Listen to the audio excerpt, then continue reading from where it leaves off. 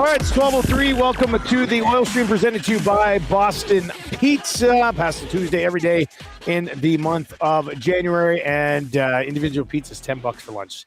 See a few of the boys there crushing the individual pizzas as well. We are live in Sherwood Park at the 11 Broadway Boulevard location.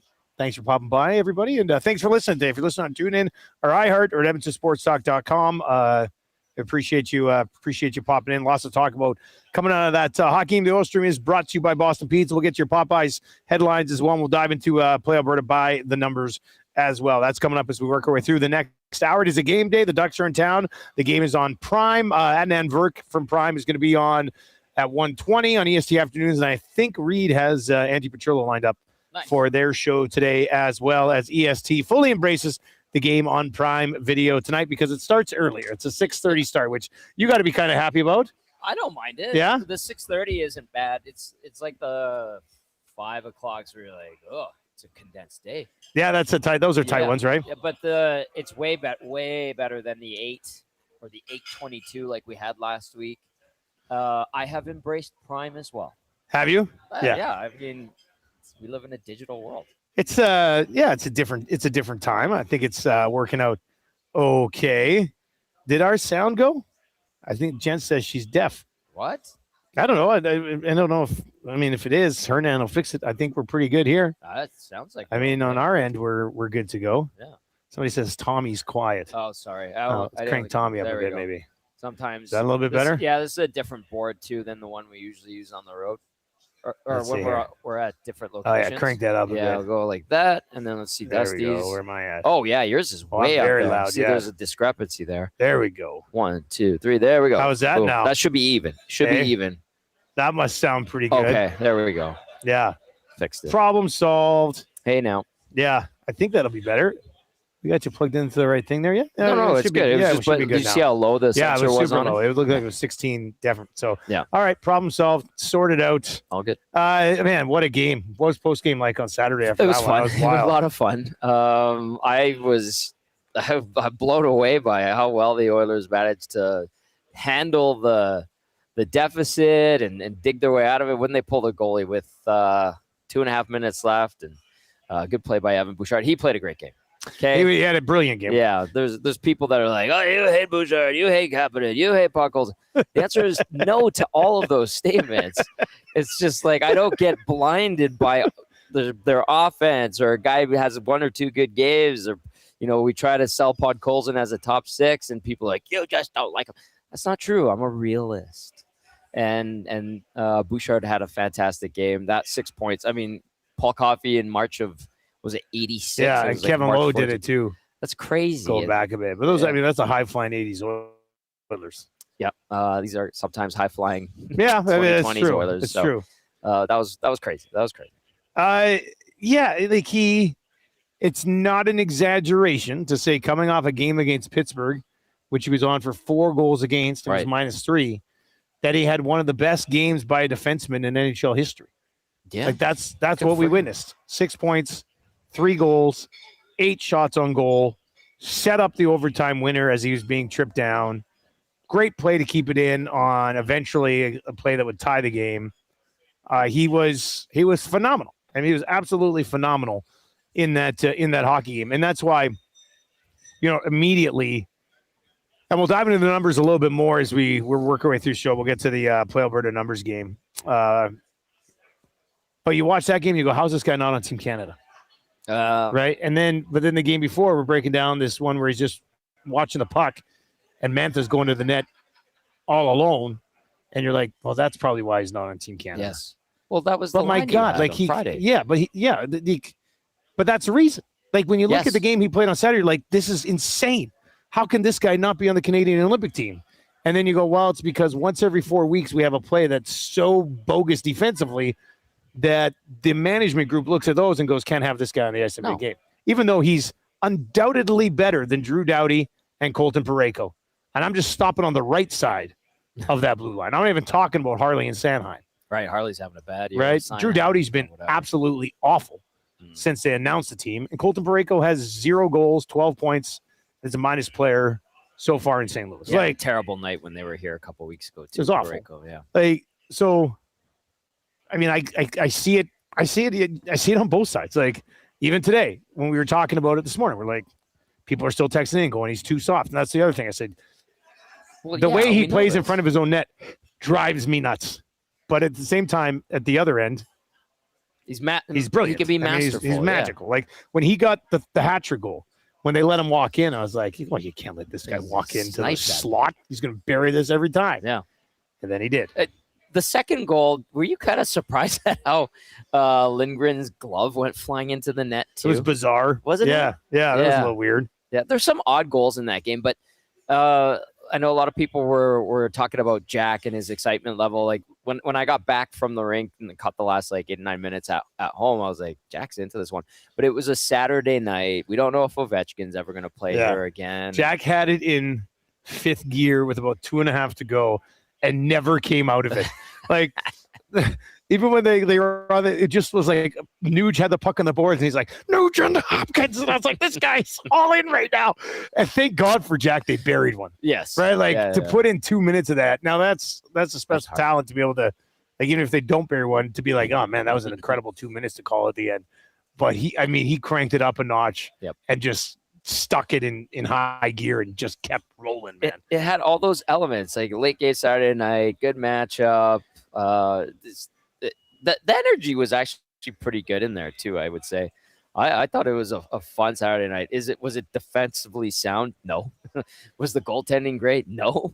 But it was a lot of fun, and you want entertainment value, and that one I think was cranked up to an 11. Honto Mo 1 over on YouTube today. Of course, you can text us if you're listening, 780-218-9999, 780-218-9999. Honto Mo 1 says if Bouchard wasn't on the Oilers, he would be on the Olympic team. He says, but I'm not saying the Oilers get treated harsher. It's just that being on a 97 team, you have the spotlight on you 24/7. So he's saying that's like even, but I don't even think it's because he's on McDavid's team. I think it's because he's playing on a Canadian team. Yeah. And let's be honest, turnovers in Canada are criticized more harshly than turnovers in the United States. Because people recognize it. They just are. One country really, really, really, really, really cares about hockey. The other country kind of cares about hockey sometimes when it matters. Yeah. That's just the truth. Like, now, if you were to counter, I think that's Ontario Momes. Yeah. Just on the nasty chat side. You were to counter, would he be as elite offensively if he was playing for, say, Nashville or Tampa? Well, Tampa. Now, some people would argue they would try to tell you that he would be. I have a hard time believing that. I don't think he'd be an 80-point defenseman. I think he would be 40 to 50 automatic.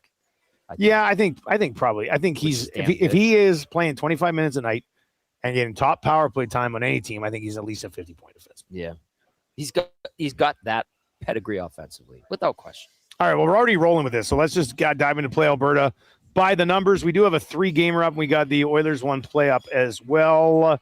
What do we got here? Early bird bet: Oilers to win. McDavid 2 points. Draisaitl point. Bouch point. Plus 135. They're a heavy favorite in this game tonight, which is why that number's crazy. so low. I know. One team's on a 7-game heater. They're minus 260 something tonight. There's only been, I think, less than, we're going into game 54 here. I think, Dusty, probably less than 10 games this year where the Oilers have not been the favorite going into the game. Yeah, and this one's big, though.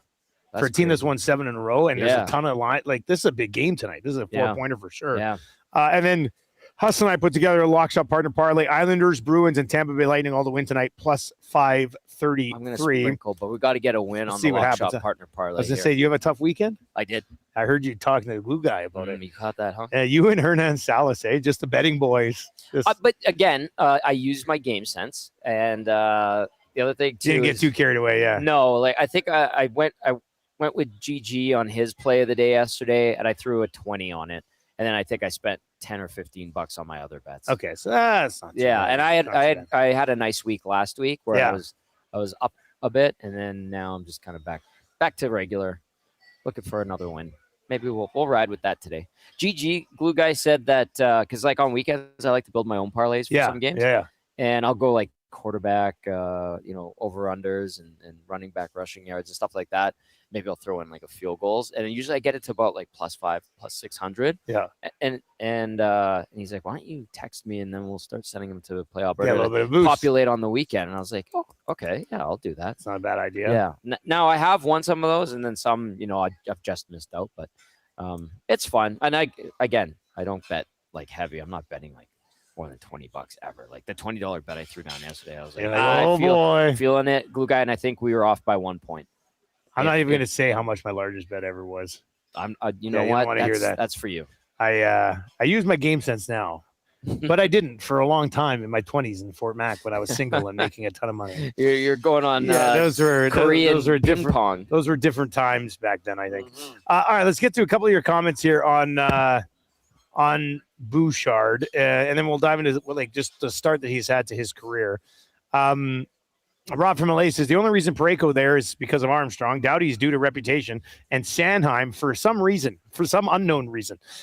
Gord says Bouchard just gets criticism when it is due, but he also has a bloated reputation of always being a liability defensively, which he is not. But the narrative wins the day. I would argue that so hard. You think he's always a liability defensively? He is. I think as good as he is offensively is how bad he can be defensively. Now, the time though. Not all. Frustrating thing is he cleans it up. He seems to, at least late in seasons and in playoffs. And this is like the third or fourth year in a row where we're seeing the same thing happen again. Yeah. I hope for Oilers fans' sake that his defensive game gets cleaned up. But when he's ducking shots, moving out of the way, not stick lifting guys and getting burnt on it. I think that's just because he's soft. Like those are all things that require. It's. I think there's a difference between. He's brilliant offensively, okay, and I think he's good defensively. But I think where he gets hurt defensively are in plays that require a little bit of jam. No, that's not true though. I mean, he had that big hit on. Was it Ryan? Yeah, Leonard? No, but I was thinking like the play against Pittsburgh with Mantha wide open. That had nothing to do with jam. That was just he was. Just watching the play. Well, he ducked under Ekholm on that. It was like, what are you doing? But I think I agree with the statement that he has a bloated reputation of always being a defensive liability. I don't think he's always a defensive liability. All right. I should back off on I would argue that. People are going to say that you hate him. Well, they do already, which is not true. Smitty the Welder says 90% of the time Bouch is awful defensively. I don't want to be the guy who's sitting here defending Bouchard's defensive game because he drives me nuts. Smitty, but I still think it's maybe not as bad as others make it out to be. I don't think it's as good as those who are like Dusty. You don't realize that he's actually one of the elite defensive defensemen in the league too. That argument. Those guys are killing me a little bit. So I want to ask you this: is it disrespectful to call Bouchard offensively gifted? Because I'm going to explain to you what happened today. He is offensively gifted. Today on the Nielson show, somebody texted in, referred to me as a slob, actually. That was nice of them. He basically said that when we say that Bouchard is offensively gifted, it's disrespectful to his all-round game. And I said, if you're hurt by me referring to obviously a player who's your favorite defenseman ever as offensively gifted, if that hurts you, then I can't help you. I can't help you in this conversation. Compliment. No, it's disrespectful because then you're saying other parts of his game aren't gifted. And I'm saying, no, he's special offensively. And he is. Yeah. He's incredible offensively. Some people would say he's awful defensively. Some people say he's mediocre defensively. I'd probably say he's slightly better than mediocre defensively sometime. But that's it. That's an odd. I don't know. It's really weird. This guy was, in my opinion, totally offended that we called him gifted offensively, which made no sense to me. That's a compliment. Connor McDavid is gifted offensively, gifted more than most, and he worked at it. And on top of the natural talent, like that's a compliment 100% of the time. That's a weird take, in my opinion. Anyway, how dare you? 780-218-9999. This one on Bouch. How about this so he becomes just the 19th defenseman ever to get have a 6-point game. There's 3 current guys who've done it: Makar, Bouch, and Chris Letang. Oh wow! He's the third Oiler to do it, behind Coffey and Kevin Lowe. Mm-hmm. And through his first 400, this was a Swainer stat. Nice. Thought of you when I saw this because he does a lot of stats. Great stats. Through his first 400 career NHL regular season games, Bouch has 69 goals, 224 assists, 15 game winners, and a plus-minus of +66. There are 4 other defensemen in the history of hockey who have done this in their first 400 games. Ray Bourque, Bobby Orr, Cale Makar, and Dennis Potvin. Those are Hall of Famers. Those being are on some that of the list best of the best. Like, it's that when he makes a mistake, it's not like he makes 10 mistakes a game defensively. It's just like when he makes a mistake, they're 10 Bell mistakes. Yeah. And those are the ones that they'll get on the highlight reel or that you guys are going to talk about on the post-game show, right? Highlights, lowlights. Somebody texted in or it was in the chat this morning saying Bouchard has a lot more bad games than he had good games. And I'm like, no, he doesn't. No. He has a lot more good games than he has bad games. It's just that his bad games, when they happen, seem to be really bad. Yeah. Right? Or if you parse it into like the bad moments in games where he might have overall a decent game, but let's take a goal against, for example, and you're just like, what were you doing? Yeah. What was that? Why did you jump out of the way 10 feet? Yeah, those little things. Like if you look at, I would say, let's say average defenseman goes, not in order, but over a 10-game stretch, they have 4 good games, 4 bad games, and 2 okay games, 2 neutral games. Mm-hmm. To me, it's like Bouch has 8 good games and then 2 awful games. Right? Yeah. It's that weird little inconsistency that has caused issues. Mind you, we all have to remember, this is why if you want to make the case for him to be on Team Canada, you low-key can, is that he has stepped up big time in playoffs for this team. Yep. Yeah. Right? So it truly has. but it's been a phenomenal run for him in his first 400 games. Yes. And good on him for taking advantage of that opportunity on the power play, offensively, utilizing and tapping into his skill and ability and his gifted offensiveness. I will use it. Yeah. But then you just ask, you like a little bit more on the defensive side of the game. I just want to get to this one and kind of get your thoughts on this. This is from J High C over in the Nasty Chat. Says Bouchard is the best transitional D-man in the league and has insane possession numbers. He's like Erik Karlsson in his prime on crack cocaine. Don't do drugs, kids. What would you say to that? I would say that I think his ability to move the puck up ice might justify that comment. Now, Makar would skate the puck better up ice. Right. But Bouch gets it and knows where to go with it. He does have a great first pass. He has a great first pass. So, I mean, I think it might be a bit of a reach. But I think, like we just said, he's in a class with Bourque, Makar, Orr, and Potvin for the first 400 games. Yes. Like, as much as I hate the fact that he doesn't age in contact in front of his net and has been seen multiple times this year getting out of the way of shots and leaving guys wide open. Yeah. You can't argue with the fact that this is as elite company that you can be in. Which is incredible. Like, I respect that. And then you just go, but what about on the other side of the puck? In your own zone. Like Geest MD79 says, I can never agree with any of Tom's takes about anything because of his absolute blind hate against Bouchard.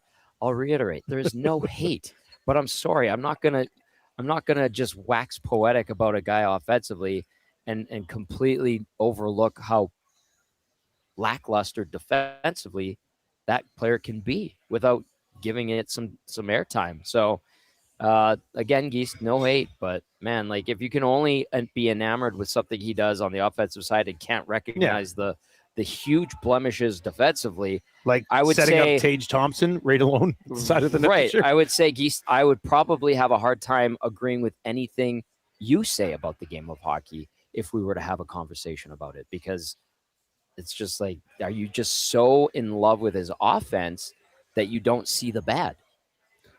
Let's get to some of the other ones in the chat. You can text us as well, 780-218-9999. Smitty the Welder says, Bouch has cost this team more losses than he has won for them. I would probably disagree with that.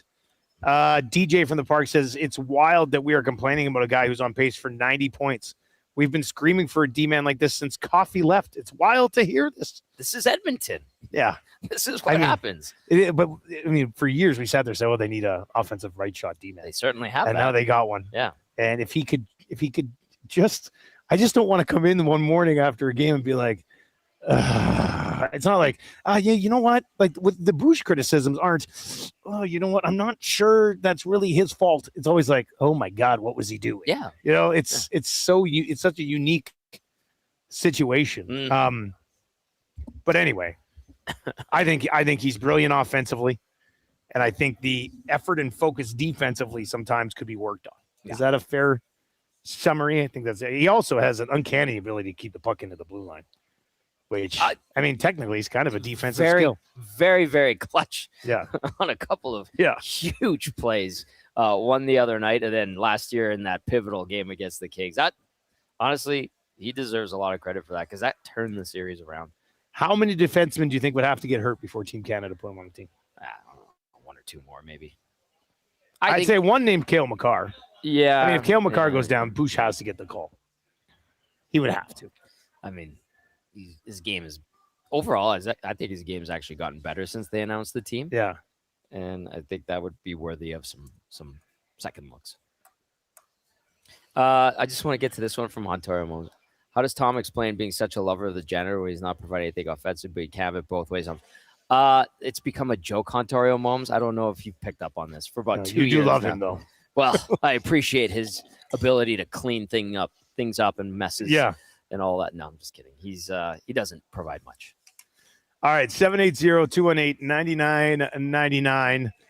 KR texts in and says, Bouchard is the best defenseman in the league if his controller didn't die periodically in his own zone. Yeah, that's good. That's a good descriptor. Hampton Steve texts in and says, I think prime Erik Karlsson comparison from Bouch is apt. Both have defensive warts to their games, but the offensive upside is unmatched. What was Karlsson that one year? Didn't he have like 100 points? What was minus 30 something? Was that in I think it was in San Jose. Yeah. Let's just take a quick look and laugh at that season. I think he was trying to prime himself up for a trade. That was what, 3 years ago? 22-23, San Jose, 101 points, minus 26. Yeah, he's I mean, I think Karlsson was and always has been worse defensively than Bouch. Well, smaller. I mean, he's a steady minus double digits. Yeah. No denying that. That is a hilarious season. Minus almost minus 30, had 100 points. Bouchard is not dissimilar. This comes in from Lacombe Drew. Bouchard is not dissimilar to Theodore in Vegas, and everyone in Edmonton is going to complain the same way about Theodore during the Olympics that they do during the year about Bouchard. Theodore is an unreal defenseman. Edmonton fans just hate Dmen, not named Gator. I agree. Shea Theodore is actually an excellent D-man. Have people been hating on his pick? Him being no, I don't think so. That's one that's definitely been justified, I think. Saskatoon Muncher says, didn't he win the Norris Trophy that year, or am I mistaken? I don't know how. He did. With a minus He won 26. the Norris Trophy being minus 26 because he had 101 points and 25 goals. Yeah. See, so we were asked this morning, does Bouchard ever get named a finalist? Top 3 in voting for the Norris Trophy. Honestly, I could see it. When you guys were talking about it earlier today, I was like, I think it'll happen. Don't you? Yeah. I think it'll happen. Okay. Like, what if he just starts a year in his own zone, defensively overall, playing half decent? Not even like exceptional, just half decent. And he's consistent and he engages and he stick lifts guys when they're going for rebounds and he doesn't duck out of the way of shots. Like, what if he was just playoff Bouchard to start a season and he was consistent that way? I think he would be in the mix if the offense continued to pour in. There's no reason why it wouldn't, playing with these guys. So when you guys talk about that today, I'm like, I think he could do it. If you are watching over on YouTube right now, hammer the thumbs up for us. Over 300 of you watching over there. And if you're listening on TuneIn or iHeart, stick around. EST Afternoons is on the way. The boys will continue to get you ready for the Oilers and the Ducks. It is the Oil Stream presented to you by Boston Pizza, and we are at Boston Pizza in Sherwood Park at 11 Broadway Boulevard. And thanks to the Nasties who've come out for lunch today. It is past the Tuesday every day in the month of January. Let's dive into your Popeye spicy headlines. If you can't make it to BP's, you're looking for something else for lunch today. 3-piece bone-in chicken, just $8. Thanks for those chicken sandwiches too there, Tommy. Yeah, I forgot. I was at the rink that day. I texted Jared, I'm like, break some chicken sandwiches. We took those things down in a hurry. They're so delicious. Good, aren't they? They're very good. Very good. He's great. Nice guy. So I was on the show too. he hopped on, and I got the text in too late. So his dad owns GM and is coach of my old junior team. Okay. Wally Course, and there's legendary stories in and around northern Alberta about Wally Course. So Jared and I go back like 20 something years. And he brought in a couple sandwiches for you. Yeah, well, he's a great guy. So I like that he's working with Furby over at Popeyes. I have a great story for you. Not fit for air. Oh, actually, is it about Popeyes? Sure. No, it's not. No, it's about Jared. All right. So Popeye spicy headlines. Samasnski recalled. Good for him. Howard sent down. I know YouTube Trev was distraught today seeing his boy Howard get sent back down here for a little bit. But your thoughts on Samasnski getting the call up here? I think he's deserving of an opportunity. He's had a very strong season among many in Bakersfield, and I'll say this: I'm encouraged by some of the young guys and the signings that the Oilers have made. You know, obviously Quinn Hudson being one of them as well. I'm not down on Ike Howard either. This is first year pro. I thought he was starting to settle in a little bit. I'm kind of sad that he's going to be sent down here. I guess somebody else gets a look. As long as Frederick keeps playing, who cares, right? Oh, jeez. Yep. That's fair. That's fair. But like with Samasnki, different type of player, right? Maybe you're looking for him to use his size and a little bit more strength and leverage over a smaller Ike Howard and a different look. And I'm glad they're recognizing the hard work and the payoff that Samasnki's getting with points, and then probably Colin Chalk's probably pretty satisfied with this game. So I'm curious. This is unlike David Tomaszek. Remember they announced them together? Yeah. You're like, well, this is a younger guy. He was 23 when he came over? Like? Yeah, 20. And I think they signed him when he was still 22. So the runway was there as opposed to Tomaszek. And good. Let's see what he does. I mean, listen, the bar isn't set very high. No, like from a bottom six perspective. Exactly. Yeah. And I think this is great. This is another look at some more options, and maybe the cupboards aren't as bare as they were this time a year ago, which I think is nice. All right, 780-218-9999 is where you can chime in on this one. James says Samasnki is the Condors' top 5v5 scorer, which is good. I mean, it's going to be a lot more difficult to score 5-on-5 in the National Hockey League. Yeah. But still, I mean, that's a positive. Somebody's able to get done down there, put up okay numbers without having to be on the power play time as well. What do we have for lines tonight? So they, at the last second, went from full skate to optional. Okay. So your guess is as good as mine.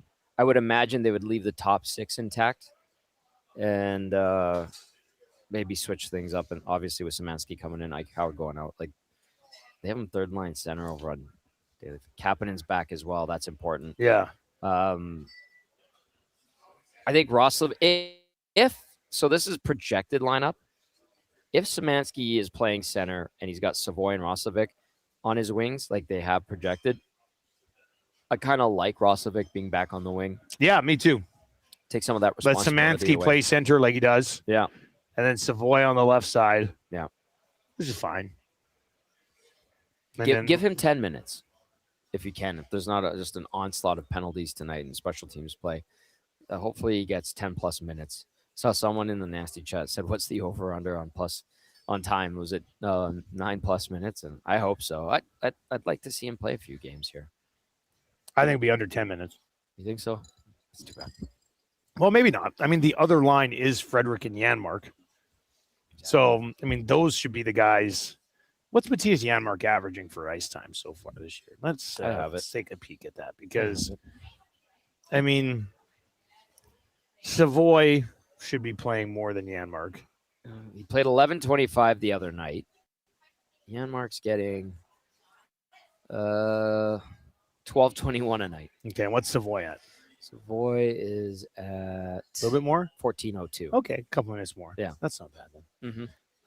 I just feel bad for Curtis Lazar having to center Janmark and Frederick.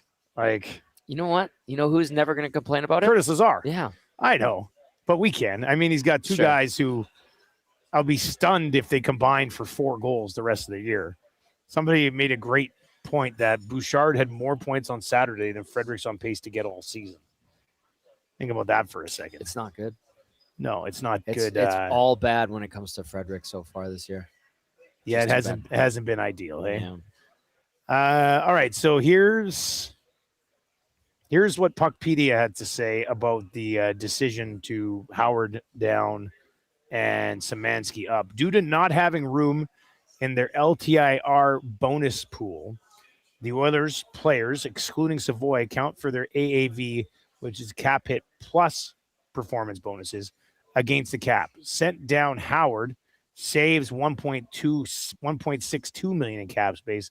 Called up Samasnki, uses $1.46 million in cap space. So they're so tight up against it that this move saves them a very small amount of cap space. It says now they have 425K in cap space remaining in the LTIR with 23 active players on the roster. So that's Puckpedia explaining the situation on the flipping of Howard and Samasnki. I mean, if Samasnki comes away tonight as an even player, plays 10 minutes, I think you got to be pretty happy with your NHL debut. Yeah. Yeah. No blunders. And he's in a good spot as far as offensive guys. I mean, he's got Roslovic on one wing and Savoy on the other. Roslovic still only has 2 goals this month. And Savoy has a couple. Well, he only has 2 goals this month too, I guess. But he's had a couple recently. So I've seen young guys get called up and put in worse spots with the Oilers. So I think that's that's pretty good. What was Quinn Hudson getting his first couple of games? He had like just under 7 minutes for the first. Yeah, he was and a goal. Nothing. Yeah, he did have a goal against Boston. I think that was the game winner, wasn't it? Was it the game winner that day? I think it was. Yeah. Remember, he knocked it to himself, like in the front of the crease, and then banged it in. Honto Mo says there's no way the Oilers should be signing Roslovic. Your thoughts on that? With Hontorio. Well, I understand Hontorio Mom's thought process on that, and I'm very leery of signing him as well. Shaggy and I talked about this in the press box the other night during the game, and it's like Roslovic has looked good at times, and it goes back to what Portsline said on Hernan's show with Gadra that one day when they finally signed him.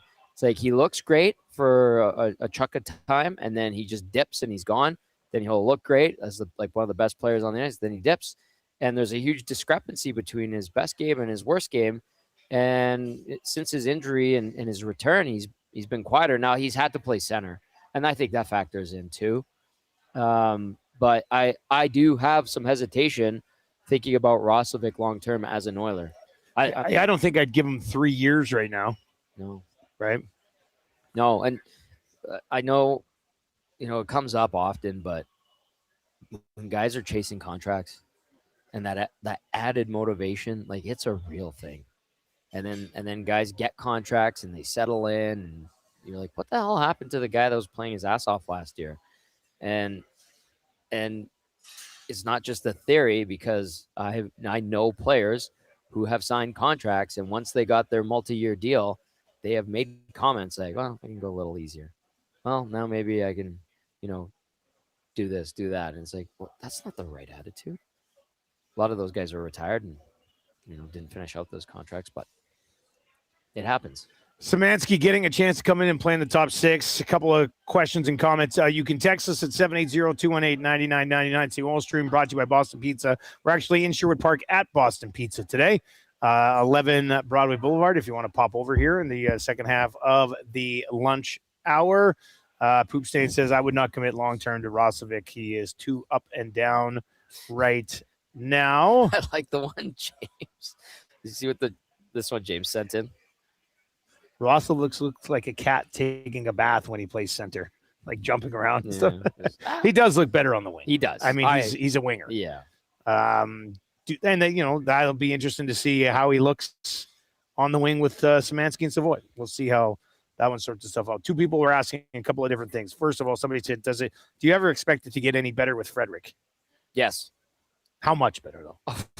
I mean, any little bit of contribution consistently would be way better than whatever this is that we're witnessing. And part of why I hope or think it will be better is because of how bad it is right now. And then the fact that he's such an anchor in terms of his contract and how long it is that they're stuck with him for a bit. Like they have to find a way to make it better, right? Yeah. I said this about Lucic before they traded him to Calgary. It was that first year where he started out the year, it was his second full season with the team. He started out the year pretty decent. Then at Christmas, after that, it completely dropped off. And I was like, maybe he just needs the end of season to come, and then he can get away, not think about hockey for a bit, come back refreshed the next year. Unfortunately, it didn't work out for him. Maybe that's what Frederic needs as well, because he has 7 more years. So, yeah. So, Frederic, let's just do this month, because we know prior to this month he sucked too. But let's just do this month. He's played 11 games. Yep. He has 5 shots on goal. Nice. 3 of them came in the win over Chicago. He only has shots on goal in 3 of the 11 games. Mm-hmm. And he only has 5 penalty minutes. He got 1 fight and hasn't even taken like a rough or a boarding for trying. He's literally, it's like he doesn't exist for this team. And he had a stretch there where he played over 10 minutes, 4 games in a row. I mean, I'm probably with you, and damn well has to get better. Because it can't be like if it stays this bad, somebody should lose their job. I'm not saying but whoever was like, yes, this guy, sign this guy. Like there had to have been a member of lower management that you can make the sacrificial lamb as for the Frederic sign. There's got to be one guy that Bowman can look underneath and go, sorry guys, one of you is going to have to get the axe because this looks really bad. Now, there's 7 more years left. Yeah. On it. I don't know. I have not dived into the details of how they got this deal done, but I know you they can were do a documentary on this thing. Oh boy. I remember the conversation. I'm like, how did he end up with so many years? And it was, the fear that he's going to get an offer that's this length somewhere else. And I'm like, really? Trent Frederic? I'm like, yeah. So they like having him around. He's a good guy in the room. Meanwhile, somebody who covered the Bruins thought he was trending towards not being in the league anymore. Well, the way he's playing right now, if he didn't have that contract, he would be out of the league. He is MIA on most nights, unfortunately. Slow to get to the play. We talk about, like, just give us a hit once a period or try to stir it up a little bit, and you don't even get that because he can't get there in time. The other one, somebody's asking, is there any update on anything with Mangiapane? It's been out there for a couple of weeks now that they were trying to get a deal done. And we asked Dave, and calls are still being made. Yeah, no, not much. I have a feeling those are pretty useless phone calls right now. Yeah. Right? Like, probably a league-wide email by Bowman just being like, just checking in like once every 2 weeks. Hey, guys. Hey. Mangiapane's still available. We want him. Actually got him into the lineup. He scored a goal the other night. Scored a goal. Look at this guy. You know what? I see Bowman like clipping that goal and sending it out in a mass email to everybody. Say, you can have this guy right here. Bowman's so good at making gifts. Yeah, the email title is "Goal Scorer Signed Through Next Season." Barry's one, and then teams click on it and you go, "Oh wow, who's this?" And then it's Mangiapane, and you're like, might as well be a prince overseas looking for an investment. Like that's a bit of a tough look. Kevin Van Dassler says, guys, what did you think of the goalie pull the other night? Interesting. And it almost felt like a goalie pull where you're just so frustrated with everything. You're like, that's it. Yeah, and that puck did go off of it did. Samasnki. Yeah, it did. But I was talking to Tyler Wyman, played briefly for the Avalanche as a goalie, and Wyman was in the press box the other night, and I was like, what was that goal? He goes, what he wanted to do was he wanted to redirect it into the far corner, and he wanted to get air under it, and he just missed it. And I'm like, well, we were watching the replay over and over. DVD has like a second screen like you, and he always has the game on. And whenever we need to watch something that we might have missed on the replays, we'll go to DVD and we're like, what happened? And then DVD's like, yeah, that definitely went off of Samasnki. And then so I told Wimes that. He goes, yeah, see, it's you're you're anticipating it, and then even the slightest touch throws it off, and then that's probably what happened. So that sucks for him. Yeah. But maybe Knobloch just didn't feel like it was going to be Ingram's night and decided to make the pull. So I don't know. I don't have any less confidence in Connor Ingram because of that pull. I thought it was interesting. I mean, I thought some of the goals Charlie Lindgren let in weren't particularly great. Like, how to use your glove again, fly into the net after you don't save the puck with your glove. Yeah, that was kind of that's why I just call that game like interesting, entertaining, not textbook. Yeah, sometimes those types of games are. I mean, they're the anomaly. Like that. That's amazing. Yeah. Troll text says it's strange that Jari got the benefit of the doubt when Ingram has been the better goalie so far, and he didn't. It was kind of telling, hey, that I think it was a pretty good sign that Knobloch's kind of like Jari's our guy. Yeah, and that's an indicator, right? Like, I think they want Jari to be the guy as good as Ingram has played. I get that sense, and we'll see how it goes here. We have 28 games left here. 28 games left, flying along, and then obviously a couple of weeks coming up for the Olympic break mixed in there as well.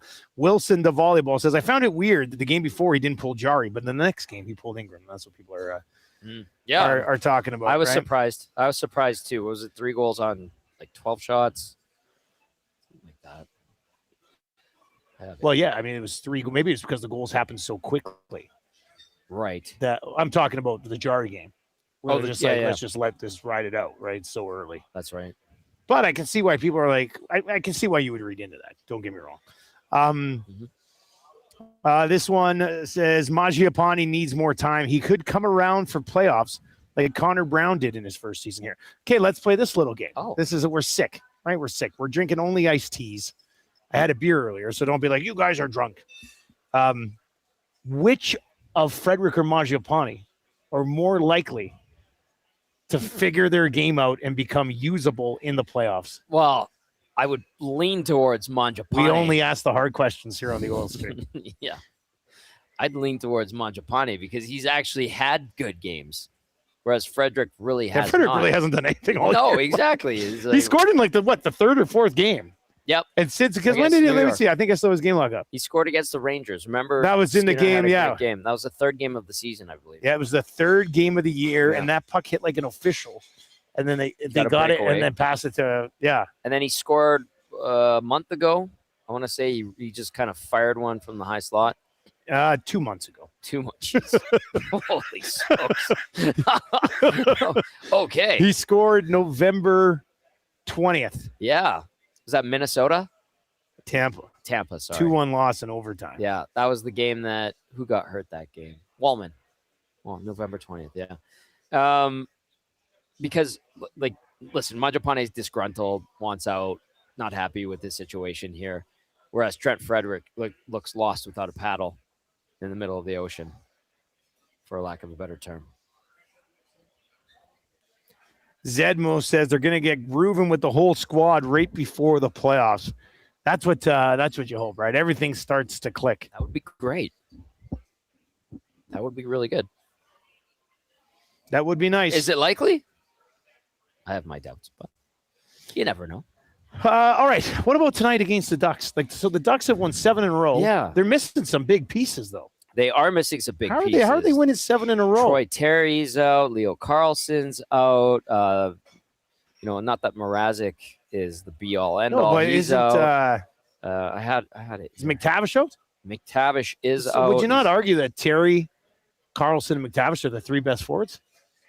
Yeah. I'm pretty sure they're. Yeah. So they're missing their 3 best forwards tonight. And they're still winning. They've won 7 in a row. Oh, Beckett Seneca with the hat trick last night in Calgary. Where is it? I have the. Yeah, I'm pretty sure, like their top line is Alex Klorn, Mikhail Granlund, and Beckett Seneca. Paling between Viel and Cutter Gauthier. Jansen Harkins on the 3rd line with Chris Kreider and Ryan Strome. Tim Wash with Ross Johnston and Ian Moore. I'm looking at this lineup. I'm like, these guys are on a 7-game heater? And you're looking at the injuries. McTavish, Terry, Carlson, Vetrano, good player, Mrazek. So yeah, I mean they are missing. This is the Oilers without McDavid, Draisaitl, and Hyman. You know, compared to what they mean to them. Right, so and they're still finding ways to win.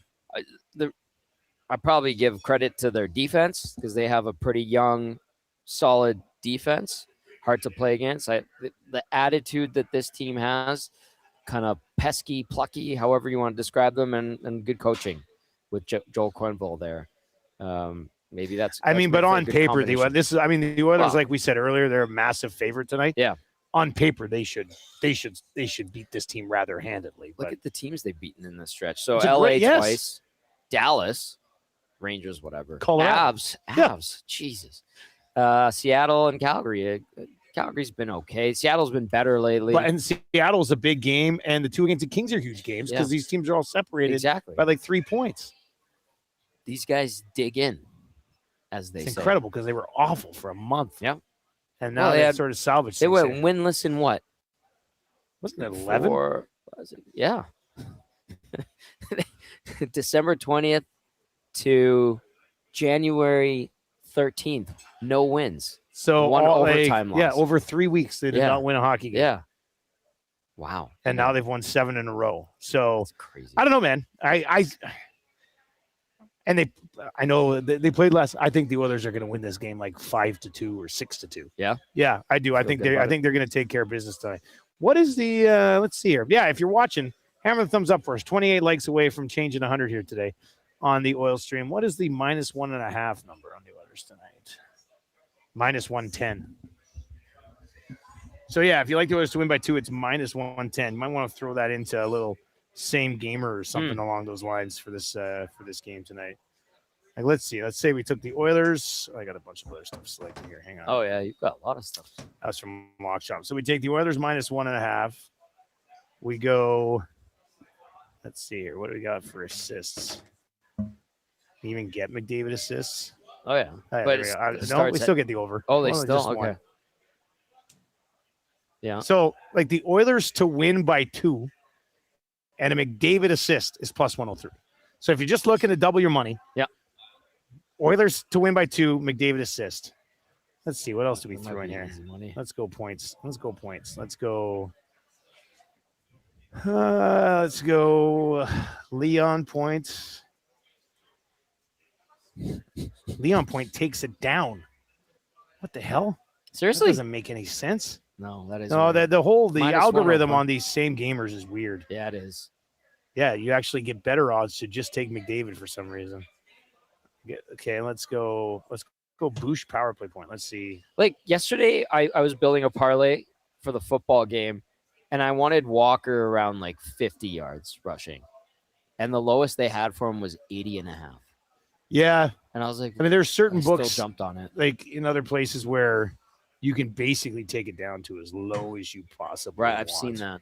But so if it was a Bouch power play point, a McDavid assist, and the Oilers win by 2 is +248. Not bad. That's all. So you can go to playalberta.ca, title sponsor, everything do here, EST, and click on that same game parlay and sort of mess around with things a little bit as well. Hey, what do you think of Nylander flipping the bird? You shouldn't do that. The TSA. I think that was Eddie and Rubes. Was it? I'm pretty sure that was their game. Do you think Eddie and Rubes, they were doing that game? Because Eddie and Rubes are around that team a lot. They do a lot of those games. Eddie and Rubes are two guys, and you've seen them on our station. They were on our show a couple times. And those guys are veteran producer directors of football and hockey. They do CFL on TSN. I wonder if Eddie would actually go and talk to Nylander. Oh, he probably would have. Yeah, because like they're around the room a lot. Be like, hey, I'm the producer. Dude, you can't do that. Yeah. Or he might have gone to at least the Leafs PR and been like, I'm pretty sure it was their game because they were doing that game. It sets a really bad example. As much as you might hate that the cameras are on you and you could tell or you see it in the press box or whatever on the monitor, like you shouldn't do I didn't listen to his availability today, but I watched it. Like I had it running while we were doing live show. I was just watching. It looked like he was smirking and smiling. Like he sort of thought it was funny. Which I mean, but it's very immature. Yeah, and it's bad. Like you're 29 years old, man. Like part of the That's a tough reason one. why he makes, what does he make, 8.5? He does very well. Is because of A, the market that he's in, B, the immediate exposure. Whenever he scores a crazy goal, the highlight reels go crazy because it is the hub of hockey in Canada, Toronto. As much as we hate to admit it, they have the population, they have the media, they have everything. They are where everything comes from outside of Montreal in Canada. So just a bad luck. Maybe he regrets it. I have my doubts. If he was smirking during his avail, I'd have to go watch it. Not that I care. Nylander's at 11.5. Oh, jeez. Yeah. Don't do that. Don't do that. You can tell them to F off behind the scenes, and it'll have way more ramifications and it'll carry more meaning and weight. Let me ask you this before we wrap: is Evan Bouchard a top 5 defenseman in Oilers history? You know what? There's so much runway left that he could be. I think he is already. Like coffee. Yeah. Low. Do you count 1 year of Pronger? No. Well, that was. Pronger's in town for the game. By the way, we're talking about like the is he on the? He's on Amazon. He's with Amazon. Right? He was down there. Prime Video. Yeah, so that guy's a giant. But if you count like how good he was, that season he had. I think with that, I think if you're, let's say, most talented. Yes. Well, Pronger's definitely up. Pronger's in there. I think Boucher's in the top 5 too. Already. Yeah. Well, who else is he competing against? Really? I mean, Roman Hammer was the first overall pick, but he was only here for a couple of years. Yeah. Definitely not Yanni Nienema. Definitely Shout not. out to Yanni Nienema. Shout out to Yanni Nienema, great guy. But like Charlie Huddy was a good meat and potatoes defenseman. Kevin Lowe. Well, yeah, Kevin Lowe was a Hall of Famer. I threw this out on Twitter last night. There was a lot of responses, but Boucher's pretty much in all of them. I think I'd probably go just off the top of my head. Coffee, not in order. Top 5 would be Coffee. Pronger for the year he was here. Yeah. Bouchard. Like Surrey was a great defenseman, but he had a Kevin Lowe. Bad taste in everyone's mouth after his time here. Oscar Klefbom? No. I loved Klefbom. Great guy, solid D-man, but no, like even Adam Larson, they're not what Evan Bouchard Darnell is doing. No. I'm just throwing it out there. I know. All right. Lubo Vishnowski, no. What time? Eddie said, was Nylander giving you guys the finger? And Eddie goes, yep. So it was them. I wonder how they handled that. That's funny. Let me text Eddie and ask him. Yeah, that's crazy. All right. What time do you get rolling tonight? We get going at 5:30. We've got Jonathan Davis, West Coast Hockey, he covers the Ducks, the Kings, the Sharks, and the Golden Knights, and he's awesome from SiriusXM NHL Network Radio. He'll be our guest tonight, and Cass is in. And Benny and I will be ready to rock at 5:30, taking over for Reed and Jay. And then we'll have the post-game show, and hopefully we'll talk about an Oilers win. And these are important games, Dusty. People are talking like this is a huge game. 2-2 so far on this homestand. This is where you got to make some hay. Make sure you sit comfortably in second. Try to chase down the Vegas Golden Knights for first. The Ducks are right there. They have a game in hand. 4-point game. This is a massive game tonight. Yeah. The Oilers have a pretty healthy lineup, and the Ducks are missing their top 3 forwards. Yep. The Oilers should win this game by 3 or 4 goals, which means we'll find out why they lost tomorrow morning on the Nielsen Show. Post game will be tonight after the game. Stick around. If you listen on TuneIn or iHeart, or if you're on YouTube, turn on autoplay. It'll take you right on over.